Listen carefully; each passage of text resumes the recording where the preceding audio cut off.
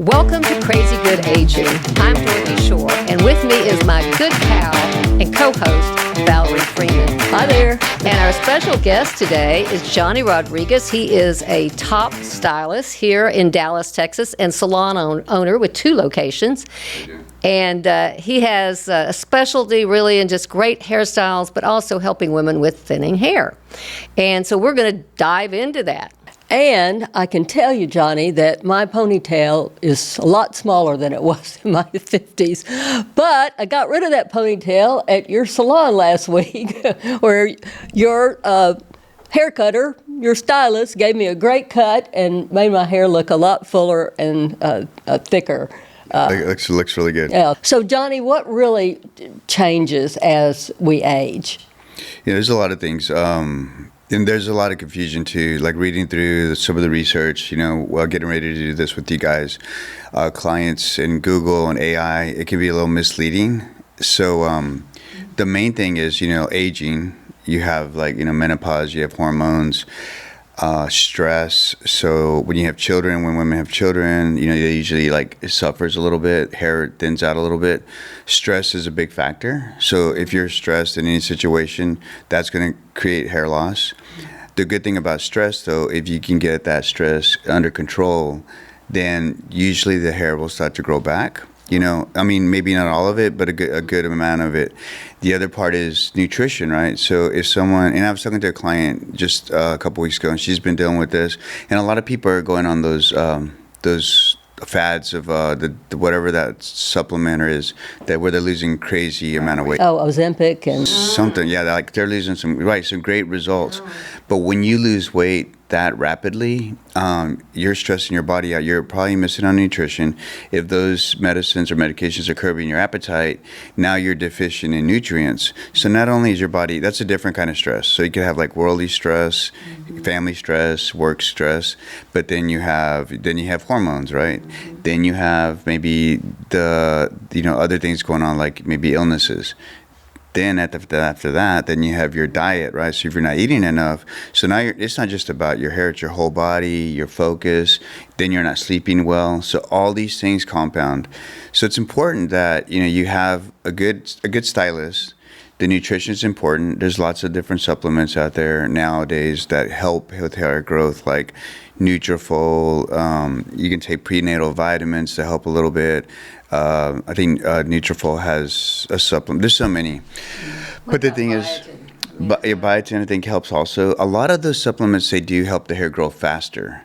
They don't necessarily regrow hair. But if you helps your hair and you get the nutrition that you need, then again, your body, it can hopefully rebuild and everything, your skin, your sleep, the hair starts to come back. So those are things like that. That's good to know. Yeah, so that's one of the things that causes it. It's something that we can't avoid. It's getting older and all these other things.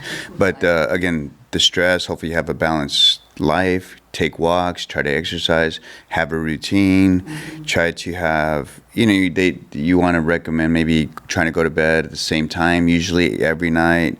Okay. Have a routine. You don't want to tell you not to look at all the blue lights right before you go to bed or something, or like social media that's just going to ramp your brain up. Try to relax, pray, meditate, whatever you need to do, but try to be in a calmer state, right? And get your body ready to relax so you can go to bed. So the things like that. They have teas that help you sleep. You probably don't want to drink coffee right before you go to sleep. So everybody's different. They recommend maybe don't drink too late right before you go to bed. But sleep's super important for your health, for everything. So those are the things that happen with everyone, and the things we talked with my client.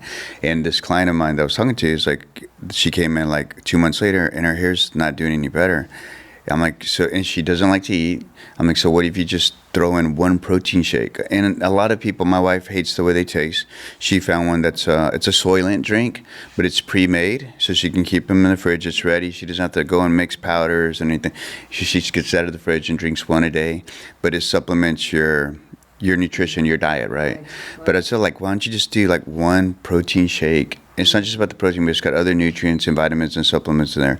Do that and then try to eat one meal at least. Because if you're only eating once a day, and maybe you don't even eat, and how balanced is it? Are you eating a burger? Just eating a salad with no protein or no? So there's ways you can do and add to your life and your routine to help just give you the nutrition you need. Did she take your advice? Well, she hadn't yet, because I asked her, like, did you start throwing in that protein shake? She's like, no. I'm like, I'm like, I love you. It's like, nothing's going to change. But they say you can't continue to do the same things and expect different results, right?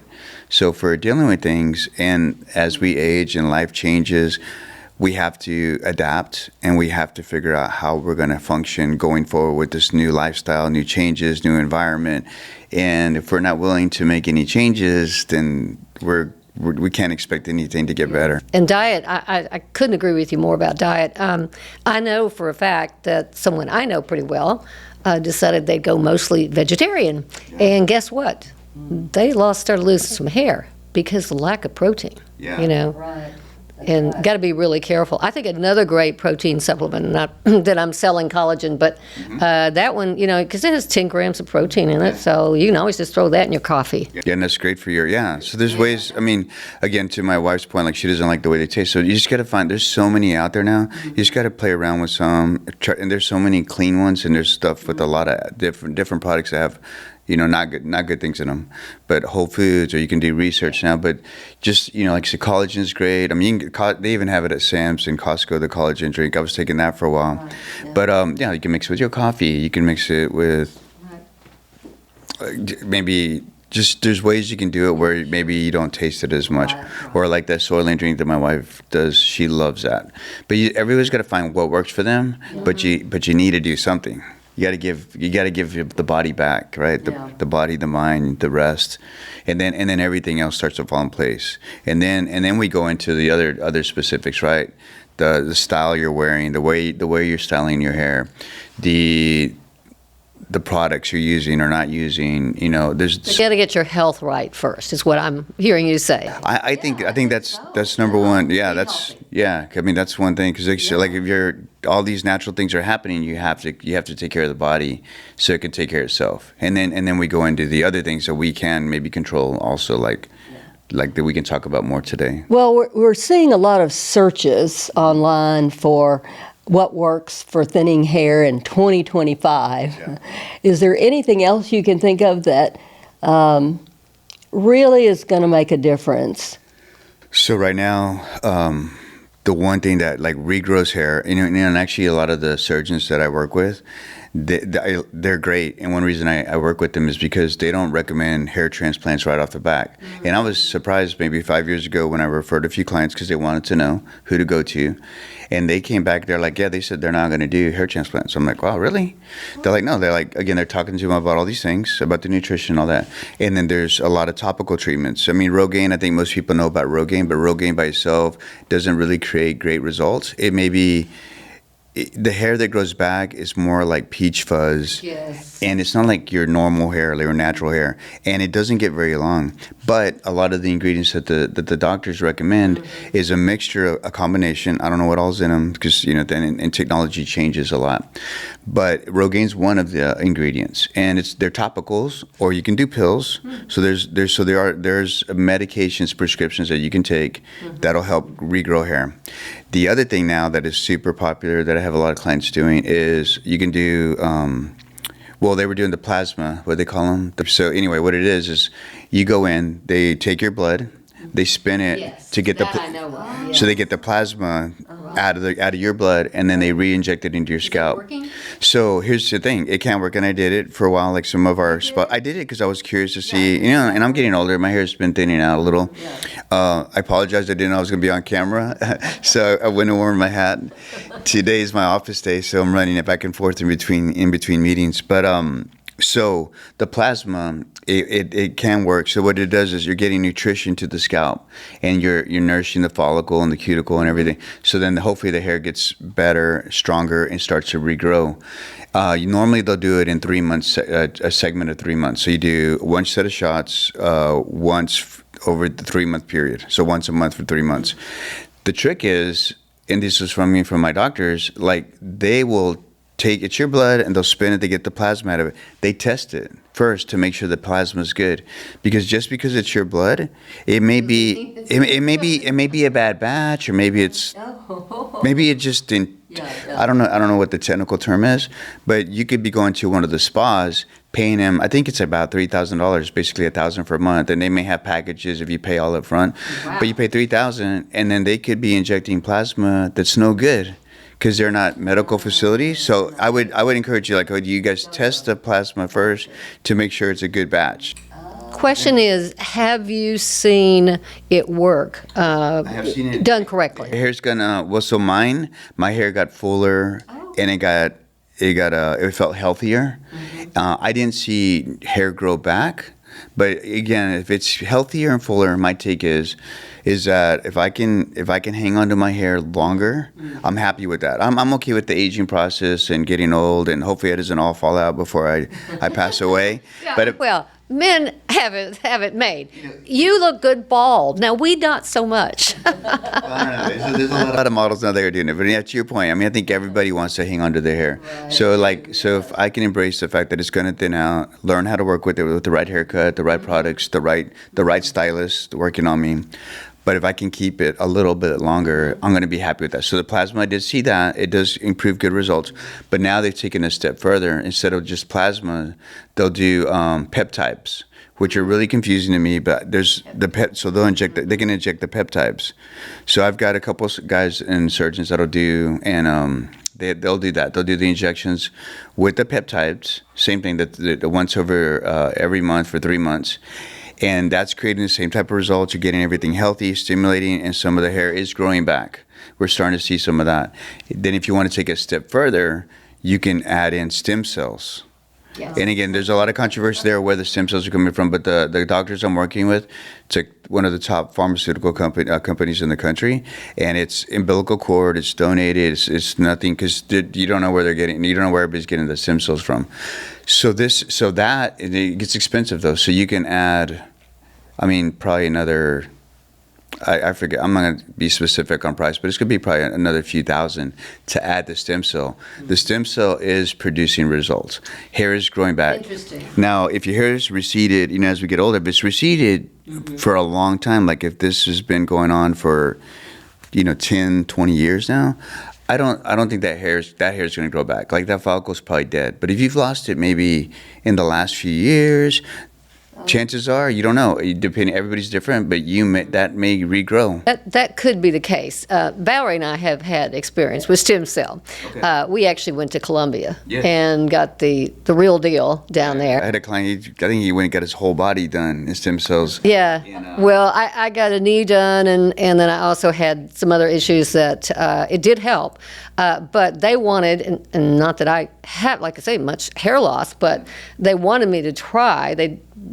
This hair in my hair, and I said, well, I feel like it's kind of thinned right in here. I got enough hair back here for 3 people, but it's thinning in here. So they did stem cell in here. Injection. It hurt like the dickens. Yes, it was horrible. Now Valerie thought the face hurt. Now I didn't think the face hurt at all, but I thought that was killer. And I saw nothing out of that. But now it could be, that hair's been gone a while. Yes.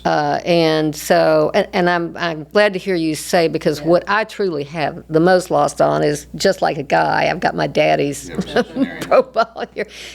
I don't think anything is bringing that hair back that is you're going to lose, because that's your profile of aging. I don't think it's coming back. And I think that's where the doctors come from. Like when the ones that did go see my clients when they said that they didn't recommend transplants right off the back, this because there's other ways to go about it. Mm-hmm. But I think once you've done all these things and that doesn't work, and it's getting worse, then you're probably a candidate for Well, it's good to know that you've got these doctors that are doing research and they're trying to find the best possible way to. And I think it depends on the individuals, right? It depends on, like, if you're our pastor. He talks about all the time. He had transplants, but you're in front of the camera. You're speaking all the time. We're all self-conscious. Everybody wants to feel good, especially if you're in front of people all day long.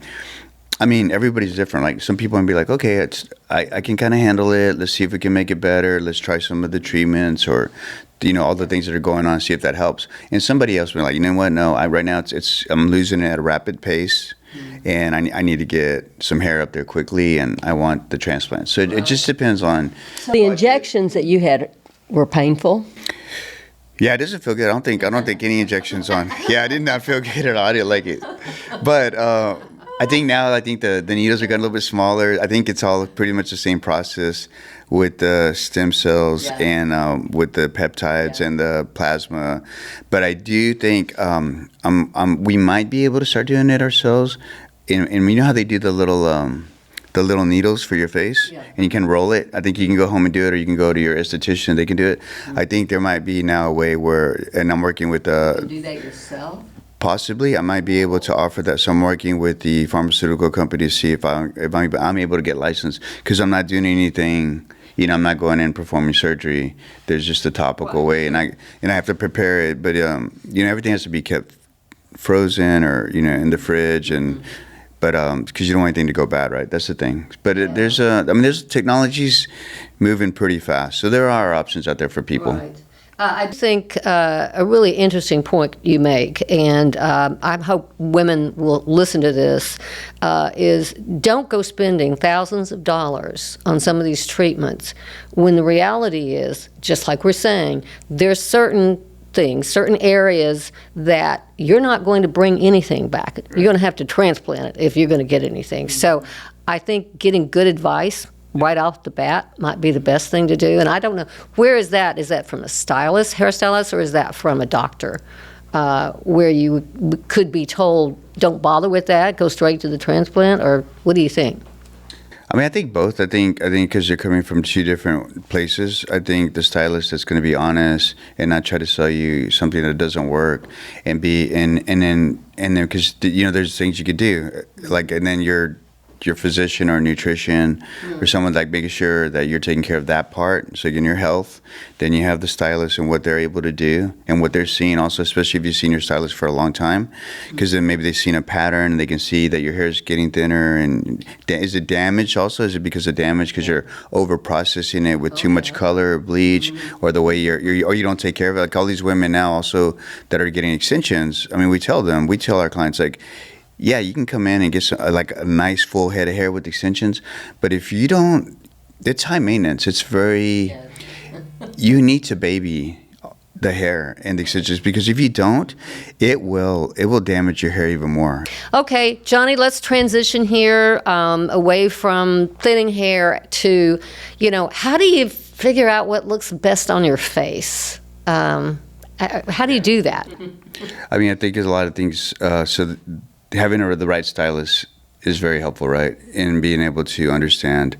That's where the experience comes in and the training comes in. So a lot of, I think that the challenges with a lot of young hairdressers, and there's a lot of trendy styles, right? People, this is the latest hairstyle. Everybody's doing it. All the celebrities, the actresses, social media.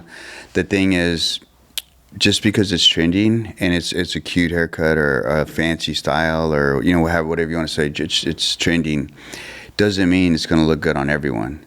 So, and the facial structure is very important, but also you have to take in, and then they talk about that, because I was reading some of the things, also some of the research, and it's easy for people if you have thin hair, you should do this. If you have thick hair, you should do that. If you have it long or short, or if your face is oval or round or square, it's not that simple. And that's where the experience comes in. So to my point, when you have a young stylist, they may do a beautiful haircut, color, but is it the right look for your hair texture? Does your hair texture going to support that well? Is your facial shape going to support that well? If you have a strong jawline and it's such boxy, then and the bobs are in, you don't want to go and put a bob right at your chin, because now your jaw is even pronounced more, right? It's even squarer. It's going to look harsher. So maybe on a young girl, their petite, that might look great on them. Someone older, and if they're a little heavier, they don't need to look wider, right? So, and maybe you want to do a bob and it's a style, but maybe it needs to have an angle. Maybe it needs to break at the chin so you have some softness, or it needs to be longer, or maybe it does need some layers around the face, or it doesn't. Maybe it needs more height because maybe their face is a little rounder and they need height with those layers. And so there's so many variations where it's not as simple as like, well, this is you have oval face, you should get these haircuts.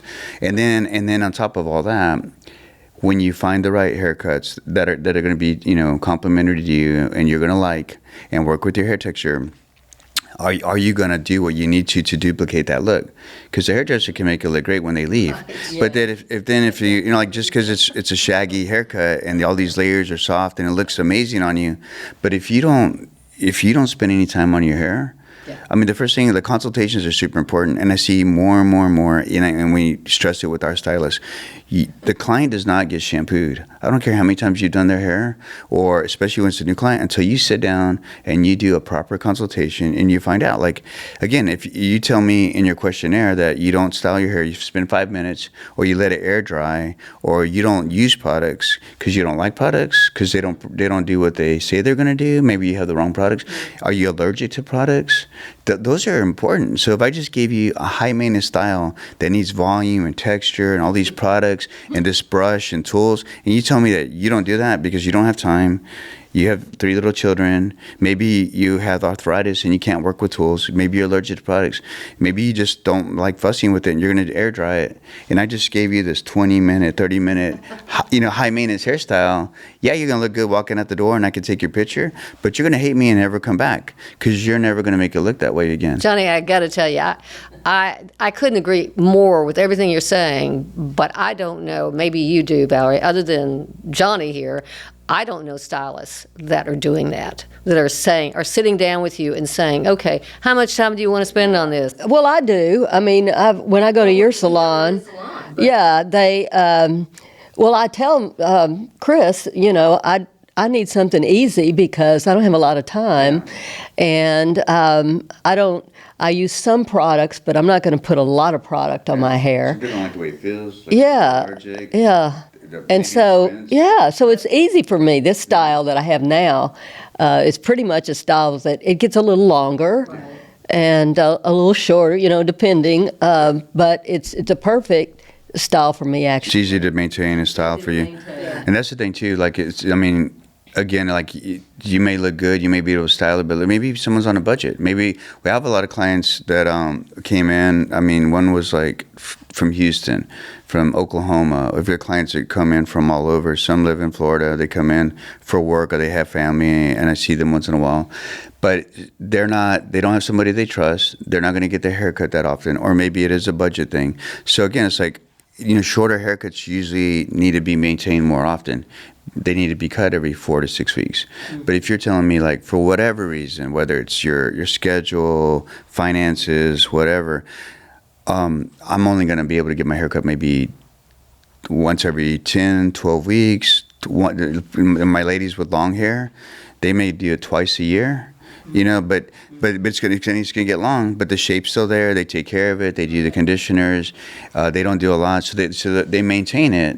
But they're able to do that. But so there's so many factors to get the right look for someone. I used to take pictures in the past. I would take a picture. This is what I want my hair to look like. Well, it never turned out that way. It's a lot of stylists do not like pictures. We welcome pictures because at least I have an idea of where you're coming from. Mm-hmm. Now, the tricky part is in a consultation, like when you bring me a picture, okay, I see this is what you want, right? But it's not maybe very realistic because have half the hair that she has. Or you said like you don't want to, you can't come in very often. You don't want to spend too much money on the color, and you're not going to do all the things to style your hair because whatever it is, the products, the time, the money. But the pictures, like, that's okay. She's using a lot of product, a lot of tools, a lot of layers.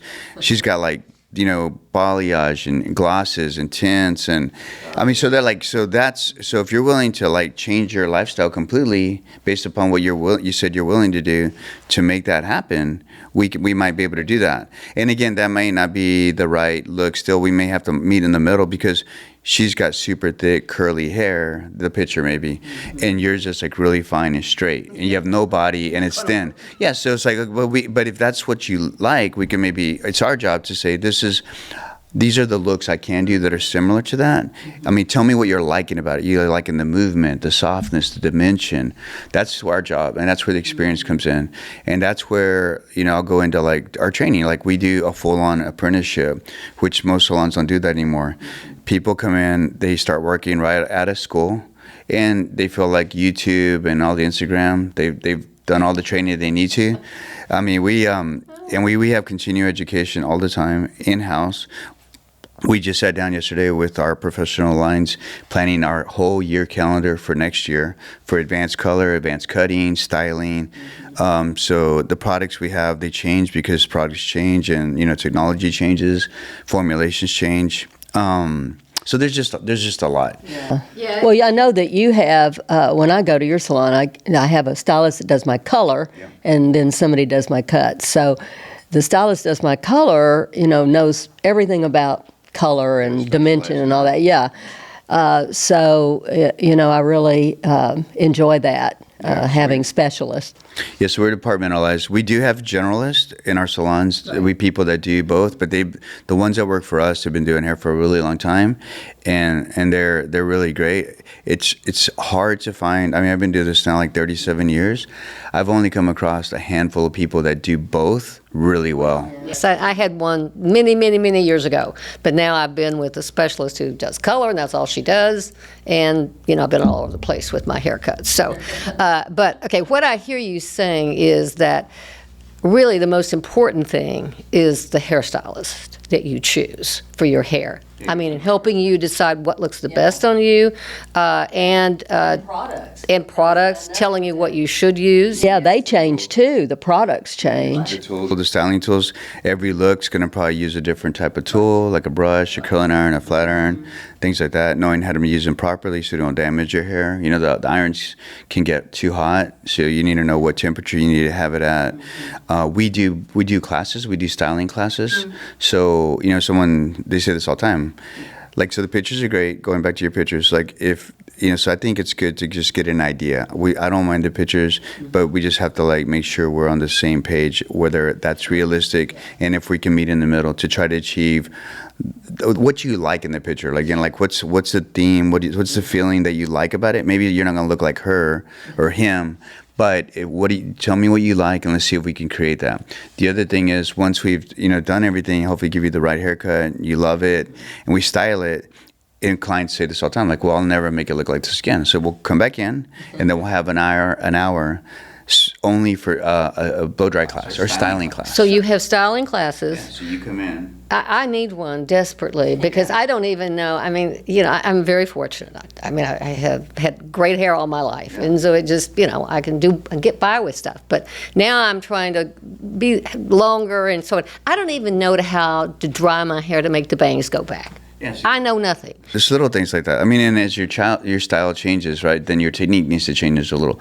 But you just come in. I welcome you to bring in your tools that you have at home. So we need to see, okay, you may have a great brush. It may be expensive brush. You got it at Neiman's or whatever. It may not be the right size brush or the right brush for your texture. It may be for someone that has really thick, coarse hair. You may need a different brush that goes through and is a little gentler on finer hair. But that's the thing. So there's so many different avenues that you can address.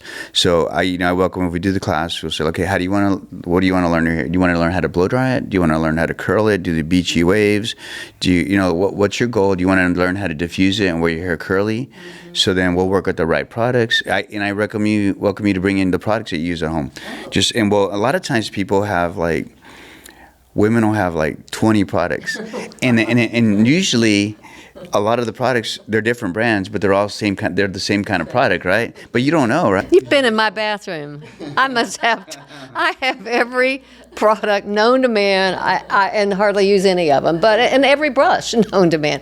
Let me ask you a question, because obviously, I mean, what you're telling me, I don't know too many salons that do what you're doing, and we got a lot, of course, far more listener and viewers out here that don't even live close to Dallas-Fort Worth.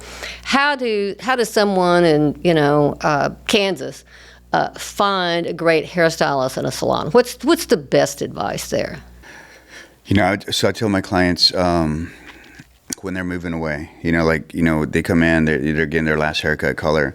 I tell them to do some reviews, some searches, look at people's reviews, the salons, the stylist reviews. Nowadays, most people that the salon's recommending or the salon's pulling up, you should be able to look at their roster to see their staff, who's in their staff, and then they should have links to their work. I've got some great stylists. This is, they may be mad at me for saying this today, but I've got a lot of great stylists that clients will not book with because they can't see their work. I'm like, oh, you've been doing hair 20 years, great, but I can't see any of your work. So if you can see a person's work, if you can look and see if they're getting good reviews or bad reviews, if the salon has a good reputation, then the next thing I would do is go visit that salon and ask, like, hey, you know what, I just moved here, I'm new to the area, and I've been checking out your salon. Is it okay if I just sit and a cup of coffee? I wanna observe your style. I read about a couple stylists, maybe Janet and Joe. Is it okay if I just kind of watch them and see their work a little bit? Maybe you can do a consultation. And your hair is done, I would make sure your hair is styled the way you wear it, and hopefully it's just been freshly done by someone you like. And like, this is the way I normally wear my hair. And then they should be giving you a proper consultation. Like, okay, what have they been doing? What are you asking for? What is their recommendation? And then do you vibe? Do you guys gel together? Because a lot of it's about personality. Because some people might be like, this is the old hairdresser industry, and they're still out there like, oh, you bring me a picture, they don't want to look at it because their egos are too big, or they're like, I don't care what your person's been saying. Your hair looks atrocious, and I wouldn't do that, and I would do that. If that's your cup of tea, but I would want to know, and I would want to be comfortable with the person that I was going to work with and spend time with and money with, and I'd want to not only want to hear their expertise, but I'd want to like that person, and that way if you don't get a good vibe, you got time to go and do some research. And then another thing is, and I've gotten tons of clients over the years where people they stop people like in public, like, wow, I love your hair. Your hair, you can tell someone has hair kind of like yours, is thick or curly or long, or like, oh, I've always wanted my hair like that, or your hair looks great. Who does your hair? Right.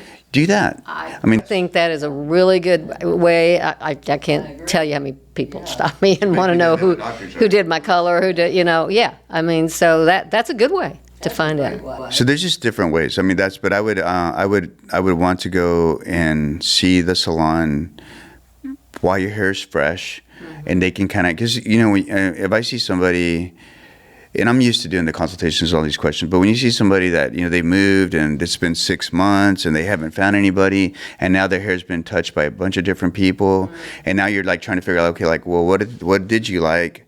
And then what's been done in the interim, and then you're trying to, it's like a puzzle. You're trying to put it all together. And in those kind of situations, like, okay, like, I'm going to do my best. This is what I'm hearing. This is what I hear you want. We're going to do our best to get you there. It may take, maybe it's been cut way too much and overlayered or over-processed. It's damaged. And, like, it's going to be a process now to get us there if you're willing to take that journey with me and my staff. But, so one thing we do for people that, this is another thing. I have people come in all the time from all over, and they'll do a makeover. They'll schedule a makeover. I'll do the consultation. We'll put them with the right colorist, and we'll walk through that consultation with the colors. Make sure all these things are going to work, realistic, complement your skin tones, because it's not just about the shape, but the skin tones, the time of the year. Are you going to be outside a lot in the summer, swimming at the ocean? Your color's going to fade, things like that. And then so we would do a makeover, give you the look you want with the colorist, and then I can cut it, and that's and that makeover package is one price, or I can do the consultation with my cutters and the colorist, and then they can perform it, and the ticket will be a little less. But there's one, and then you can get a look that you want, and hopefully go back to your hometown, and now you have the recipe, right? Like, hey, this is what I like, and now you got to go find someone that can duplicate it, right? I think that's a really good idea for people out there in small towns, particularly. You're not going to find anyone of your magnitude there. And honestly, I believe this whole fascination with hair for women, which is a fascination, let me tell you. We've been doing Prime Women for 11 years now, and there is no article no video that ever comes close to matching the readership we get on anything to do with hair. And I think it's probably well deserved, because I think a woman who has her hair cut properly, colored properly, it makes all the difference in the world in the way she looks and the way she feels about herself. But I find that so many women, myself included, go all over the place and trying to figure out, oh, what's the best, et cetera. And they try all these different things, and they don't ever land on maybe the style and look that is perfect for them. So I guess I hear you saying, spend the money up front. Even if it's a one-time deal, you can't afford to maybe go back and do it all the time, but you've got a blueprint. Yeah. This is, yeah. And when when you find a salon that has people that have been there a long time, that's really good too, because I remember in the beginning when I moved to Dallas, I would try someone and I'd really like them, and then they'd leave. They'd move somewhere. I mean, that happened over and over again. Yeah, that's tricky too. I mean, that's just our industry, just finding and we have people that they don't stay forever, but we've had people that have been with us 25, 30 years, a lot of them 15, 10 years. So yeah, it's just finding the right way. So the good thing about, like a salon like ours, because, they may not live here, is that we're educational. We teach a platform. We encourage everybody to incorporate their own style to what we teach them, but at least we have a foundation. And we encourage and like even the makeovers, our clients to feel comfortable, like, come see me. But like if you don't want to be at my price point, that's okay. I'm not going to glare at you at the others when you come in and sit on the other side of the room in one of my stylist chairs. I want to come over and make sure you're okay, make sure everything's doing good. I'm going to be happy you came back, and because my goal is to grow my team and grow the business and just to continue to give back. But so we do share our clients, and in doing that, we have to understand how each of us work, so we can duplicate. Like, oh yeah, I know how so and so works, or how they work. Yeah, you can comb through the line because we're a technical salon, so I can comb through everything, or we can look through the color and look through the formulation and see, like, okay, I can see what they did, and based upon what you said and what you want, yeah, I can follow the lines. I can duplicate it. If something's not working, I see what we did. Maybe we'll tweak it a little bit, and we can change it a little bit more. So that was the other thing I was going to say. A lot of the clients that come in from out of town, they'll come and get a haircut with one of us, and then they'll go and find a hairdresser that, they'll try to get them to, like, they've known them for a long time. Like, can you try to follow this line? And they follow it for 2-3 haircuts, and then it kind of gets off track. But that's okay. Yeah, well, but that kind of works because they're not here, and it's not. And then so once, like, maybe like I said, every 3 months or twice a year, they come back, and we get it back in shape. We reshape it, get them back to square one. So, and that seems to work, right? So there's so many ways. A lot of people aren't able to see other people in salons because, hairdressers, it depends. If they're independent, then that's rightly so. But, they're worried about their clientele and their livelihoods. They don't want to be losing clients. But our salon's different because, things change, schedule changes. Maybe our staff have babies and their schedule's limited. They're growing, they're getting promotions, so their prices are going up. There's lots of different reasons why a client may need to see someone else, and we tell our staff and our clients that that's okay. We're okay with that in our salon families, in our culture. Again, because there's plenty of clients to go around for everybody else. Well, Johnny, I know we could sit here and just talk to you all day long, and the listeners would probably just love sitting here listening to you all day long. But we do have time constraints on our podcast, so we're going to wrap things up, and I'm going to do my best to summarize what you've said, and you and Valerie both can jump in on this summary if I'm missing anything. But the one thing I heard right off the bat was health. You can't fix a broken car, for example, without, getting it healthy. I mean, you've got to eat right. You've got to take care of yourself. You got to sleep. You got to, all that kind of stuff. Stress. Manage your stress. So that's right off. Get the health going. That there are some products out there that can help in terms of fuller hair that you can take and try. And you mentioned several of those. One we decided was very important is protein, making sure you're getting enough protein. And that some of these treatments may be for you and they may not, and you may need to have some hair transplant if you've really got to have hair right now, right?